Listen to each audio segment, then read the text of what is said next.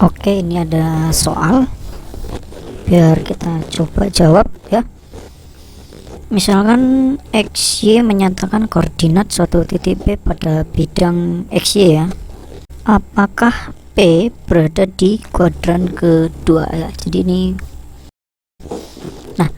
ini ada dua pernyataan, 1 dan 2 ya. Jadi kebetulan opsinya ada pernyataan 1 saja cukup, atau pernyataan 2 saja cukup, atau malah keduanya harus bersamaan, atau malah keduanya tidak bisa gitu. Berarti ada beberapa kemungkinan yang harus kita coba ya. Nah, jadi kita coba dulu pernyataan 1, karena di option ada pernyataan 1 saja cukup. Jadi pernyataan 1 ini harus kita coba. Nah, jadi pernyataannya katanya 2x ditambah y ini kecil 6 gitu ya. Nah, kalau tahu pertidaksamaan ya, linear ya, jadi ini bisa kita gambar untuk melihat apakah pertidaksamaan ini ada di kuadran kedua atau tidak. Jadi kita tentukan, lama-lama kita tentukan titik potongnya ya. Jadi gampang ya, titik potong itu ada di sumbu X dan ada juga di sumbu Y ya. Kalau dia X di sumbu X, anggap aja dulu Y nya 0, anggap Y tidak ada gitu. Berarti kalau Y tidak ada berarti 2X sama dengan 6, berarti X nya 3. Jadi kita dapat X3 gitu, gampang ya. Kalau mau yang cari sumbu Y, anggap X nya tidak ada, berarti Y nya 6. Anggaplah ini di sebelah sini. Jadi ini kita tarik garis, kita hubungkan. Lebih kecil berarti daerahnya itu kemari. Nah, ini G D ya. Nah, daerah yang dilalui ada di kuadran 1, ada di kuadran 1, ada di kuadran 2, ada juga ini kalau kita panjangkan ini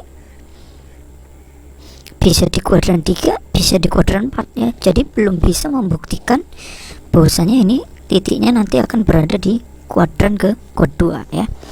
Oke, jadi pernyataan 1 saja berarti tidak cukup ya. Kalau begitu option A langsung kita coret ya. Nah, sekarang pernyataan 2 saja. Bagaimana kalau pernyataan 2 saja? X tambah 4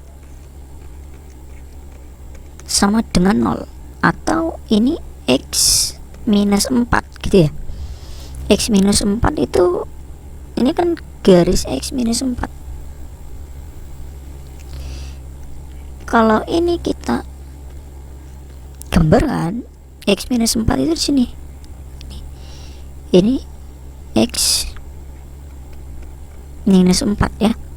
Nah, X minus 4 ya, berarti ini kalau kita panjangkan, dia bisa saja di kuadran kedua, bisa saja di kuadran ketiga, tergantung berapa Y nya.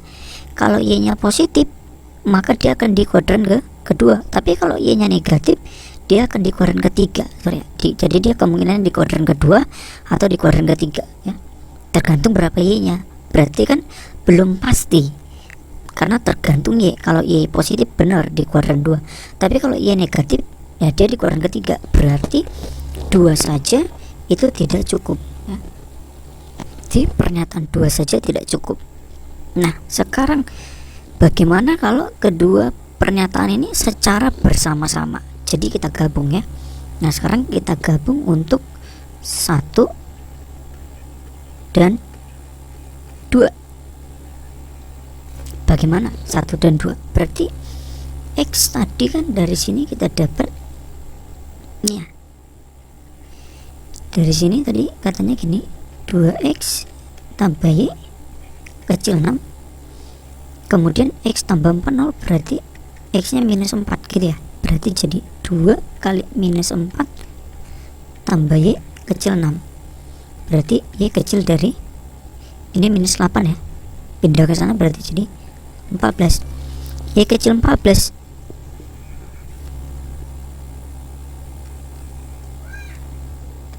X Y 14, katakanlah ini 14, ini Y 14 lebih kecil 14, berarti ini semua kemari ya. Jadi dia bisa mengena ke daerah di kuadran 1, bisa kena di daerah kuadran kedua, tergantung berapa X-nya. Kalau X-nya positif di kuadran 1, X-nya negatif di kuadran kedua, berarti dua persamaan bersama-sama tidak cukup menjawab ya. Satu saja ini udah jelas salah ya kan. Nah berarti yang paling tepat adalah pernyataan 1 dan 2 tidak cukup untuk menjawab. Iya, jadi jawabannya adalah cukup mudah ya. Berikutnya kita akan mulai, ini ada soal berikutnya. Di antara grafik berikut yang menyatakan Y sebagai fungsi X ya, Y sebagai fungsi X. Nah kalau fungsi simpelnya gini dia. Fungsi itu kan relasi yang menghubungkan, berarti Y ke X ya. Y sebagai fungsi dari X, berarti nanti bentuk fungsinya gini. Y adalah fx ya. Jadi untuk 1x ya, untuk 1x, untuk satu nilai x dia hanya boleh berpasangan dengan satu nilai y, gitu kan. Konsep fungsi seperti itu ya. 1x hanya berpasangan dengan satu nilai y. Jadi kalau option A, katakan di sini ada x, misalnya 2 ini bisa berpasangan kemari, bisa berpasangan kemari, berarti untuk satu nilai x dia bisa mempunyai dua pasangan. Itu tidak boleh, berarti ini salah. Nah ini misalnya seperti ini, katakan di sini ada x, katakan 2 misal. Jadi ini kita tarik garis, ini bisa kemari, bisa kemari, berarti untuk 1x punya dua pasangan. Ini juga tidak boleh. 2 ini kan pasangannya banyak ya, dia bisa berpasangan di sini nanti bisa. Ini bisa kan. Nah ini bisa, berarti untuk 1x bisa berpasangan banyak. Tidak boleh selingkuh dia ya, tidak boleh selingkuh. Nah ini untuk x ini berpasangan kemari. Kalau ada x di sini dia akan berpasangan di sini. X ini tidak bisa berpasangan kemari. Kalau gini enggak pernah gitu bentuknya, pasti lurus ya. Kalau ini kemari, pasangannya kemari, berarti untuk 1x dia hanya mempunyai satu pasangan, gitu ya. Untuk 1x hanya punya satu pasangan, berarti ini termasuk fungsi, berarti jawabannya adalah dodol ya. Nah ini ada soal berikut. Nah, katanya ini hubungan kuantitas median 7 bilangan adalah, nah ingat mediannya x dan median itu adalah nilai tengah ya, nilai tengah, yang berarti data harus kita urut. Berarti paling kecil kan 4, habis 4 5 toh, baru 11, baru x, baru 16, baru 19, baru 22. Jadi tengah-tengahnya si x ya. Nah jadi x itu nanti ada di antara 11 atau 16 ya. Oke, ada di antara 11 atau 16. Ini bisa 11, bisa juga 16 ya, kalau mungkin angkanya ada yang sama. P itu nilai x ya, P itu nilai x, Q adalah rata-rata, sorry ya. Jadi Q adalah rata-rata. Jadi Q adalah rata-rata. Q jumlahkan semua kan, berarti 11 tambah 19 tambah 5 tambah x tambah 16 tambah 4 tambah 22, total banyak bilangannya berapa? 7 ya. Jadi ini kita jumlahkan 20, 40 tambah 67, berarti 67 per 7 ditambah dengan x per 7, bisa ya. Ini dia. Nah tadi kan x nya itu bisa 11, bisa 12, bisa 13, bisa 14, bisa 15, bisa 16. Nah sekarang kita coba, kalaulah x nya 11, berarti 11 ya, x 11, berarti Q itu adalah tambah 11 ya, berarti 78 per 7, berarti ini kan sekitar 7, sekian. Berarti x itu tadi P nya besar Ki. Tapi apakah itu berlaku untuk mutlak? Berlaku mutlak. Kita coba sekarang, kita besari dulu. Ini X nya kita coba 16, X 16, berarti Q nya adalah 95/7, ini sekitar 13. Berarti untuk X nya 16, P nya 16, P karena P itu adalah X ya, berarti ini P nya 16, ininya 13, ini kan 13, berarti untuk ini P lebih besar. Nah di sini ini udah lebih dari 11, 90/7 udah lebih dari 11. Di sini P nya kecil Ki, di sini P nya besar Ki, berarti nggak nentu, kadang dia lebih kecil, kadang lebih besar, berarti nilainya tidak bisa dipastikan. Kalau begitu informasi yang diberikan ya tidak bisa kita putuskan, ya kan. Oke, berarti jawabannya adalah yang paling tepat dodol. Ini ada soal berikutnya. Jadi ini ada segitiga ini kasih tanda ya, berarti segitiga ACE sama kaki ya, berarti ini sama dengan ini gitu kan, saya oke. Ditanya X nya berapa ya, perbandingan antara P dengan Q berapa tuh. Oke, jadi kalau ini Y ya, ini pasti Y sama kaki toh, jadi sudut pengapitnya sama ya. Nah sekarang kita cari segitiga dulu ya, kita lihat dulu dari segitiga CDE saya.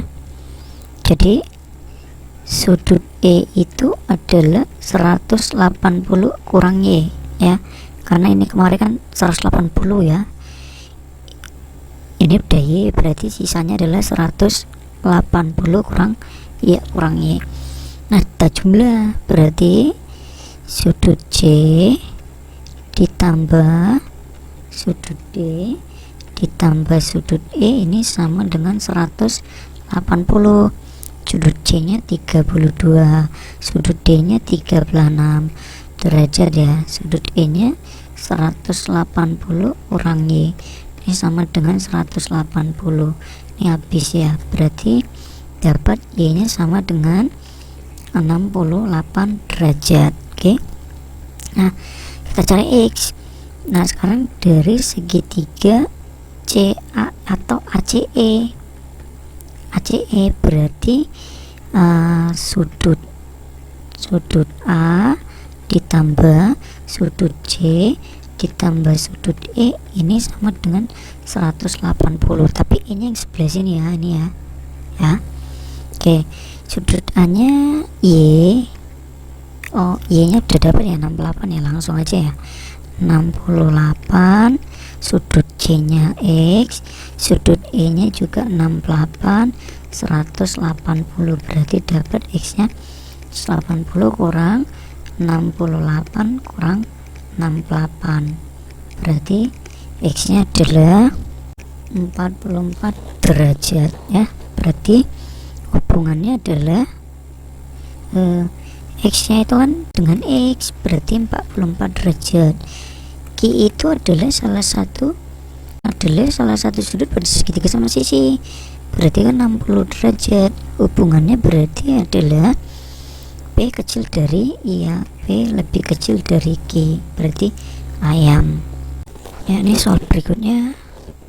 Penghasilan per bulan seorang karyawan terdiri dari gaji pokok dan bonus. Gaji pokok karyawan tersebut adalah rupiah, bonus penjualan 36 B rupiah, dengan B menyatakan banyaknya barang yang terjual dalam sebulan. B adalah total penghasilan karyawan, berarti ini total penghasilan itu sama dengan gaji pokok ya kan, berarti A ditambah bonus ya kan, GB ya. Oke, perhatikan pernyataan berikut. Jika B 2, maka penghasilan kalian 72B. Kalau B nya 2, B nya 2 aja, GB tadi apa? GB itu adalah 3 per 6B. Berarti kalau B nya 2 ini adalah 72 ya. Berarti harusnya kalau B nya 2, B2 berarti EB nya adalah A tambah 72. Berarti pernyataan 1 salah. Kalau EB nya 4A maka 12B. Lihat EB tadi, EB 14A ya. EB berarti EB ini tadi pernyataan 1, ini pernyataan 2. EB 4A berarti 4A sama dengan EB tadi persamaan apa nih ya?